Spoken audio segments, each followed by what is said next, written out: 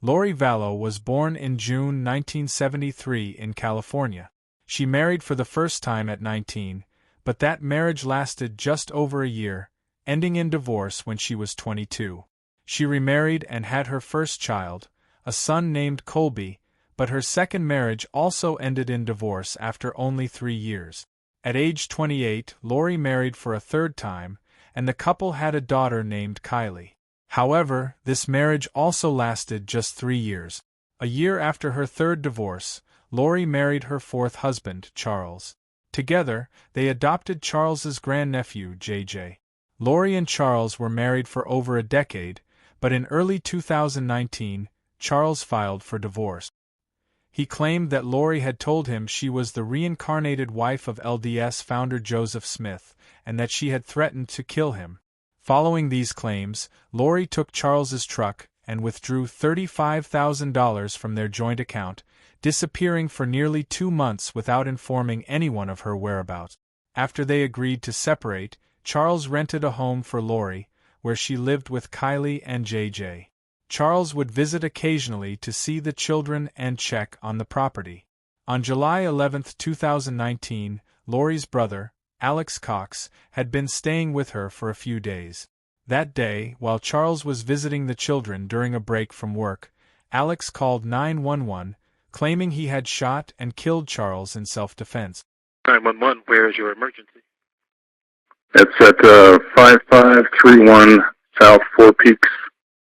I got in a fight with my brother-in-law and I shot him in self-defense. He was just yelling at me. Okay. What was he yelling at you about? About my sister, because I'd broken up a tussle with them earlier. And he told me not to interfere anymore with them or I'd pay. And he came at me with a bat. So it's just you and your brother-in-law? Yes. Okay. And kind of go through it. Did you say something like, hey, don't touch my sister, or? Yeah. Yeah. Okay. And then he picked up the bat. Where was the bat at? In the living room. And then he's coming back at me, and he's still got the bat in his hand. I'm like, what are you doing? And where are you at? Where are you both in the living room. Okay. And then I turned around, and he hit me in the back of the head with the bat. So I went to my room and got my gun. Your room. So I just went back to the living room. Like, what is your problem? With the gun again? Yes. And I said, I want you to put that bat down. And he wouldn't do it. And he's like, and he came at me with the bat again after he'd already hit me in the head. So I shot him to stop him. Lori was brought in for questioning regarding the death of her soon-to-be ex-husband, Charles. At the time, police believed it was a case of self-defense, as they found no apparent motive linking Lori or her brother Alex to the incident. It wasn't until much later that authorities discovered Charles had a $1 million life insurance policy, which Lori would have received in the event of his death. Husband, who we were married for 15 years, switched his life insurance policy to her, right? To his sister, Okay. who got $1 million when he died, and we got nothing.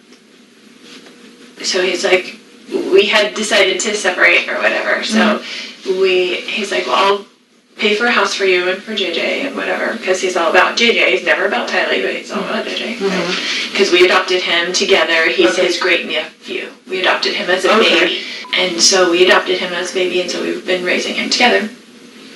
And he travels all the time for business, so he's used to just going back and forth. So he's always gone like Monday through Friday. So he came when we first moved in and brought me stuff from Houston, like a U-Haul.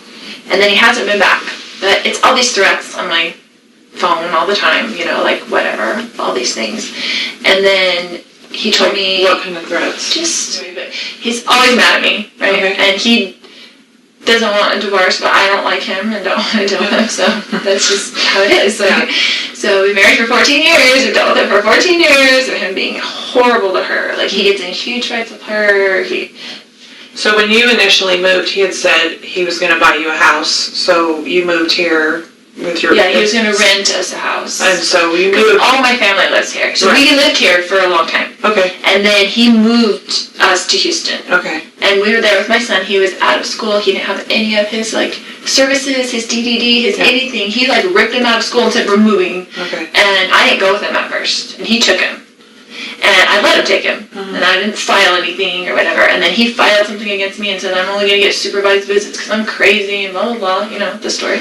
And so I just didn't talk to him for like 30 days and let him take care of him and let him see what I've been doing for the past 7 years, because men need to do that. You know, I have 5 kids, I have grown kids, I have grandkids. Like, okay, you're going to threaten me that you're not going to let me see my child without supervised visitation? Okay, do it for 30 days and see how long it lasts. You're begging me to come pick him up. Yeah. But she did. During her marriage to Charles, Lori kept a secret from everyone. She had met a man named Chad. Chad was an author who wrote books about the end of the world, and he claimed to receive divine visions that revealed events from both the past and the future. Lori became infatuated with Chad after meeting him at a religious event, and he told her that they had been married in 7 previous lifetimes. Like Lori, Chad was also married. However, his wife mysteriously passed away in her sleep only a few months after Lori's husband was shot and killed. He hasn't been here in a couple weeks since we moved in. He came. He was very nasty when he was there, but he travels for business. So he went back to the Houston house, and he's like, I'm coming on Wednesday night, and I'm going to come pick up JJ and take him to school Thursday, pick him up Thursday, take him Friday, whatever. And I said, Casey wanted to come to the house, and I said, you can't come stay at this house because you can't get along with Tylee. She's a minor, and she has to live here. Yeah. So, because he gets in huge fights up there. Okay. And she hates him. And so I'm like, you can't stay at the house, so I will book you a hotel, because he stays in hotels all the time because he travels for business, and the business pays for it, right? So I said, I will book you a hotel nearby. What does he do? He works with teachers and their retirement plans, but he goes to them at their school. He mostly works in California. Okay. No matter where we live. And we lived in Hawaii. He'd work in California. He'd work in Texas. He has like books of business in different areas. And so he just goes wherever. It kind of just gives him freedom that he doesn't have to stay home every day and take care of special needs child. It's like an excuse, right? So I've done that myself for the past 7 years anyway. And I was a single mom before I married him with my 2 kids. Yeah. And he had 2 kids. We got married, tried to make a family. You know, how it goes. Anyway.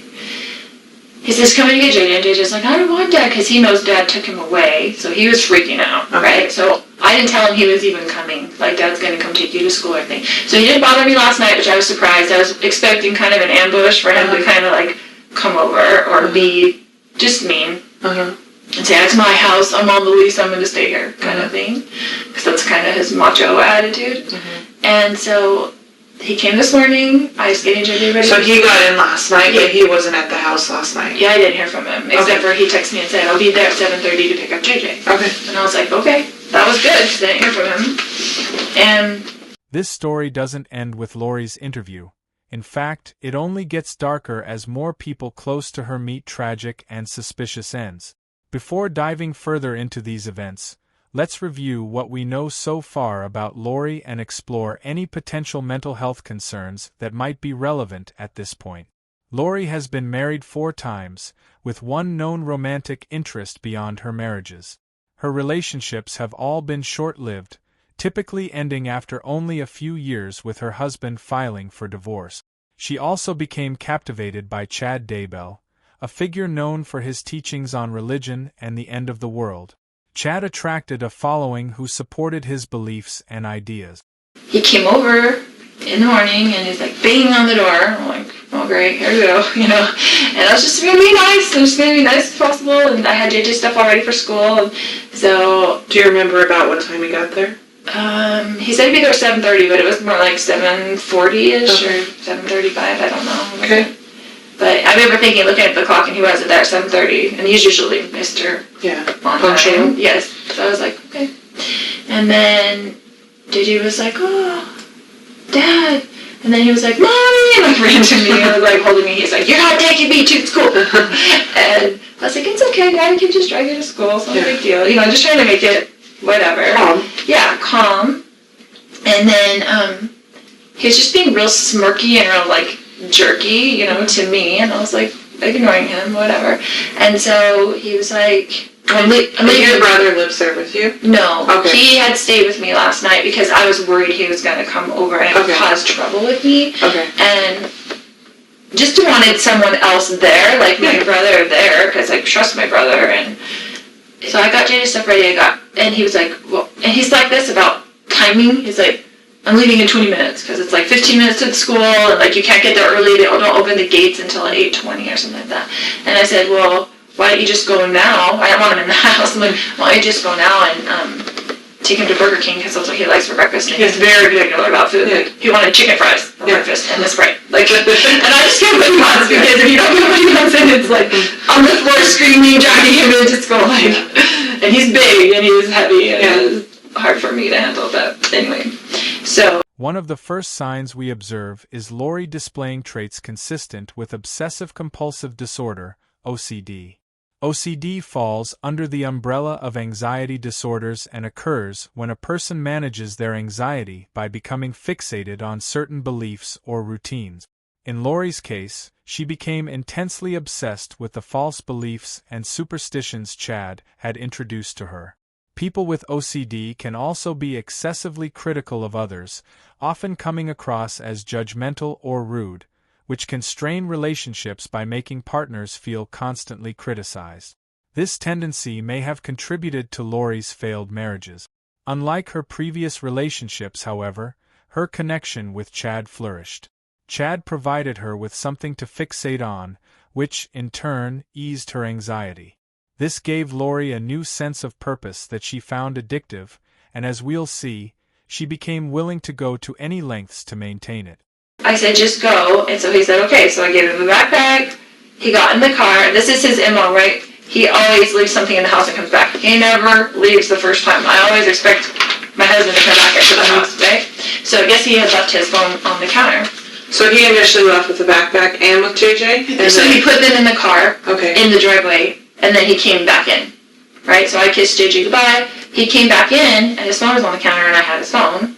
And he was like, giving me my phone, and I was like, why don't you show me your text that you've been texting, blah, blah, blah, you know, whatever. Because he's like acting really weird, like he's plotting something against me. Like, I'm like, why are you even here? Like, what did you come here for, you know? He's been talking to my other brother, and my brother came into town at the same time last night. And I haven't talked to my brother in a while, my other brother, and I was like, and so he was texting him on the phone when he first got to my house, and I'm like, why are you texting Adam? Like, do you even talk to him? Like, my other brother. And, you know, he's been telling me all these texts, like, you're going down, blah, blah, blah, blah, blah. He's blaming me for our marriage breaking up, and my niece getting divorced, and my friend getting divorced. He said, I'm a destroyer of families. Because I want everybody to get divorced. I'm like, what would my motivation be for people getting divorced? So I could babysit the kids more? Like, why would I have any control over what people do? Yeah. So, it's just very odd. But anyway. So this morning he comes back in and... He comes back in, I wouldn't give him his phone. He was screaming at me to give him his phone. He was very worried about whatever was on his text that he did not want me to see. And so I was just holding it there, and he was screaming at me. And I was kind of walking around the house with it, so he couldn't get it. He's like reaching for it and stuff like that. And so Tylee came out of her room, upset, and she had a bat, and she told him to leave her mother alone, like, right? So she was really, whatever, and he's screaming at her, don't you hit me with that bat, blah, blah, blah, blah. And then my brother heard all the commotion because he was in there in bed, and so he came out into the main room, and I guess whatever. What's your brother's name? Alex. Alex, okay. And then he just started, he was screaming and he was super upset and whatever. And Lori exhibits several psychopathic traits during this interview. The most striking is her complete lack of guilt or empathy regarding the death of Charles, her husband of over a decade and father figure to her children. Lori clearly disliked Charles, which might explain some of her detached behavior. However, regardless of personal grievances, the death of someone so integral to her life would typically be met with some emotional reaction. Yet Lori describes the events as if they were routine, showing no signs of distress or grief. Instead, she seems more focused on observing the detective's reactions to her rather than acknowledging the fact that Charles is now gone. He's yelling at Tylee, don't you hit me with that bat, and blah, blah, blah. And so Tylee, I guess, I don't know if she swung at him or what, but he, like, grabbed the bat from Tylee and then went to, like, hit Tylee with the bat. It was and I was right there, they were right there, and my brother grabbed him from behind, like, just to stop him from hitting Tylee. You go like this, like, he grabbed him, like... Yeah, from behind, like, just kind of to pull him back. And then, they got into the thing, and he's hitting him with the bat, and they're on the ground, like, grappling around or whatever. And then, it was all quickly. And he hit your brother with the bat while they were grappling and stuff? Yeah, yes, he was hitting him with the bat, like, swinging the bat, back and forth, and they were kind of, like, on the ground, and I was, like, freaking out, trying to go around, knowing JJ was in the car, right? And so... then he got up and he had the bat like this towards me, and I was going around the other side to try to just get out of his range where he couldn't hit me. And then I had told Tylee, because she was on the ground, because after he took the bat from her, she fell back. And so I told her, I was like, go get in the car with JJ. Like, I don't want JJ coming in to the house, and I wanted her out of the way. I wanted the kids out of the way of whatever this fight was going to be. And then, Another trait Lori exhibits is what's known as superficial charm, often described as a wolf in sheep's clothing. Psychopaths displaying this behavior tend to be emotionally shallow and show little regard for the feelings of others. They have an engaging and charismatic personality, often coming across as fascinating and unreserved. They are skilled at saying things that people want to hear, carefully observing reactions in order to manipulate others into giving them what they want. Throughout the interview, Lori continues to smile and laugh with the detective, clearly attempting to charm him and gain his approval. People like Lori are often able to attract partners easily, as they initially seem irresistibly charismatic, drawing others in. However, her ex-husbands eventually realized the truth. Lori was a wolf in sheep's clothing. By the time they recognized this, it was too late, and the marriage papers had already been signed.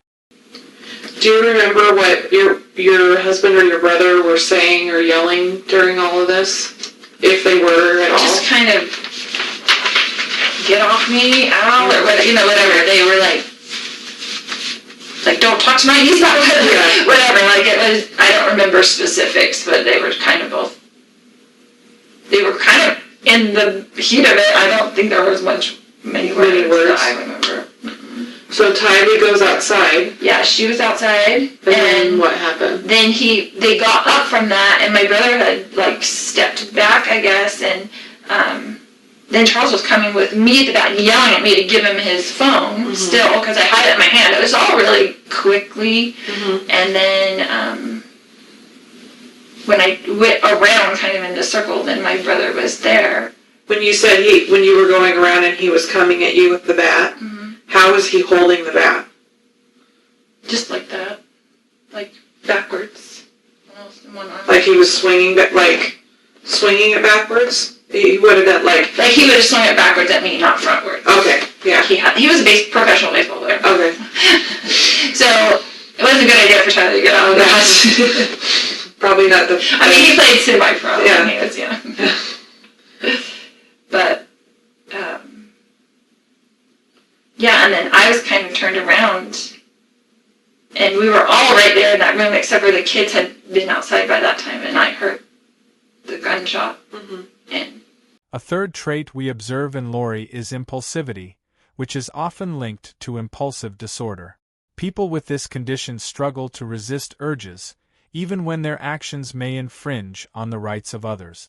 For example, after meeting Chad, Lori suddenly told Charles that she no longer cared for him, withdrew thousands of dollars from their joint bank account, and disappeared for months without any warning.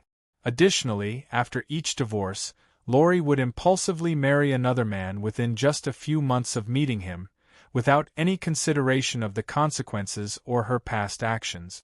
From this interview alone, it's clear that Lori exhibits significant signs of psychopathy. So you heard the shot? Did you actually see the shot, or did you just hear it? I had gone around to the kitchen to get away from him, and so back around. So I don't know if he went in the house. I didn't, so I'm a little bit of a disadvantage. Yeah, so I didn't see when I didn't see the shot, it hurt, and then I came back around and I saw that he was on the ground. Okay. And was freaking out. Yeah. And so I was just freaking out, and I just went into mom mode. I'm like, I've got to go to get JJ to school. I've got to get to the kids. I just felt like I got to get to the kids. And so I just went outside and to see if they were in there okay. I didn't want them coming back in the house when all that was going on. And got JJ in the car, and he was trying to come in. And Tylee was like looking at me with like the crazy eyes, like what just happened. And I told her to get in the car and we're going to take JJ to school. And I just left. When you came back in and you saw him on the ground, where was your brother? Did you see him where he was at? Yeah, he was right in front of him. Okay. Like, it all happened very quickly. That Right. was, I mean, I feel like I was there because I was right there, and like a second later. Like, Okay. I just went around the kitchen to get away from him. Did your brother say anything to you at all? Do you remember? No, we were both just in shock. Okay. Like, it was just Chad and Lori married in Hawaii just 2 weeks after the death of Chad's first wife. Lori settled into a townhouse in Hawaii, and for a while, it seemed like things had finally calmed down. However, friends and family began to notice they hadn't heard from Lori's children, Tylee and JJ, in quite some time.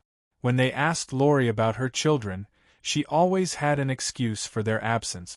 This continued for several weeks until Lori's family grew concerned and requested a welfare check on the children. The police were then called to investigate their disappearance. I didn't say anything. I went out with the kids just to check on them first, and I was going to come back in maybe, but I didn't. I was like, I just have to get him to school and call the police, come back, whatever. Did anybody say did you or your brother say anything at some point about calling the police or calling 911? Do you remember? Yeah, he called me. Okay. And he said, "Are you taking JJ to school?" And I said, "Yeah, we need to call the police." And he said, "Okay." Okay. So he called you when you didn't come back inside, basically? Right. Okay. Because I was like in the car for a minute, and then I was like, "What do I do?" And I didn't want JJ to go inside, and I didn't know what to do. And Tylee was freaking out. I was trying to get them away from the scene. Understandable. The police began investigating the disappearance of Lori's 2 children, as well as the growing number of suspicious deaths surrounding her.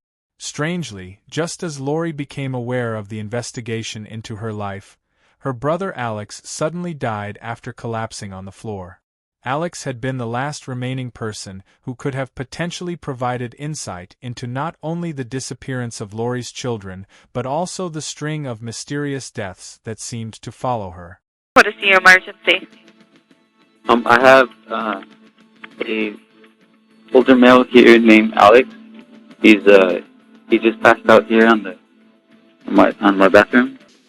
And you may not know this, so because I know you heard the shot. Do you know at what point your brother had the gun? Do you know if he had it when they got in their first fight, or did he have to go get it, or do you know that at all? I don't know. Okay. I don't know. And do you remember if you ever heard your brother? I didn't see him ever leave the room. Okay. So, it was so fast. All that was so fast. Like, him on the ground, rolling around, and I'm screaming. And this probably happened in a couple seconds. Yeah. I mean, it was like super fast. And I don't know if you know this or not, does your brother normally carry a gun? Like, I carry a gun everywhere I go. Right. Like, I know he's a gun person. Like, he has guns and things. Okay. He's good with guns. Did you know that he had one with him? No. When he came over? No, but I wouldn't be surprised if he did. Because he's very, very professional with guns. Proficient, professional. Responsible is usually a good very responsible with guns. In early 2020, Lori continued avoiding family and friends as they questioned her about her children. After a year of investigation, she was eventually arrested in Hawaii, facing 2 felony charges for desertion and non-support of her dependent children. Lori was extradited back to Idaho to confront these charges. A search warrant was issued for Chad's home, where police would finally uncover the truth about what had happened to Lori's 2 children. And then, do you remember if at any time So you were trying to get away from him, Right. and you heard the shot. Prior to the shot, do you remember at any point hearing your husband or your brother saying anything to either of them? No. So my second very ridiculous question is there anything else that I didn't ask about or anything that we didn't cover that you think is important? I always ask that just because I wasn't there, and so we're going through something that happened a super small amount of time. Yes. Can I step? Yeah, go for it. Just thinking.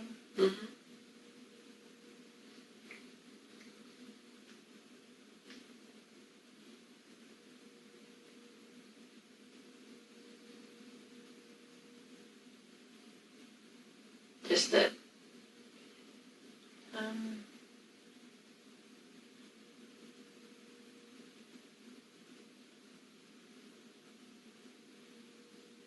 He was just so angry, like super scary.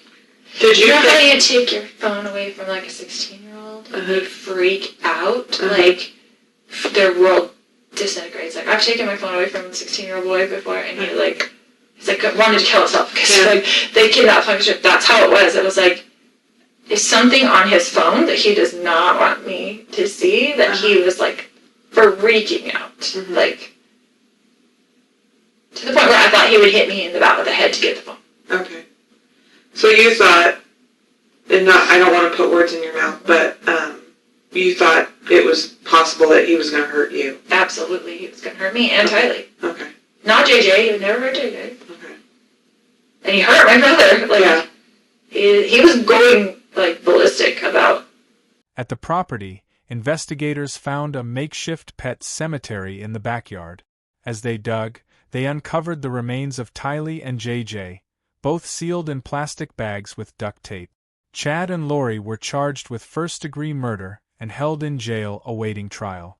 Lori eventually underwent a psychological evaluation and was deemed unfit to stand trial, leading to her commitment to a mental health facility. Among the many unusual things Lori had shared with others, she claimed her children had become zombies possessed by evil spirits. Chad is expected to plead guilty to his role in the crime. So he showed up. He was following her and yelling. And then I got between them. And then Tylee came out with her bat. And I had separated for a minute. And then my sister walked around me there in the living room. And then Charles was following Lori and yelling. And Tylee told him to get back. She took her bat like that and shoved him, and he took the bat away. And I said, "What are you doing?" And I got between them, and then he hit me. And I just went down, and when I got up, he was still yelling. And so I went into the bedroom where I was staying, grabbed my gun, and I came back. Okay. And told him to put the gun down, or the bat down. And he came at me and was saying, "What are you going to do?" Like that, come to me with the bat. I said, "Put it down." He wouldn't. He came at me, so. And I got to see myself as a warrior fighting for the Savior in the premortal world. And I went to other worlds and I fought. And I was one of his strongest warriors. And I saw it. And he showed me so that I could never deny it again. I was not sweet. And I was not innocent. I am old. I have fought. I have fought in this war for millennia. And that's who I am. And I came down here to be a warrior and fight. And I only thought that I was sweet and innocent. I am sweet. I am a sweet person. Don't ask my husband, but I am. He says I'm only mean in the mornings.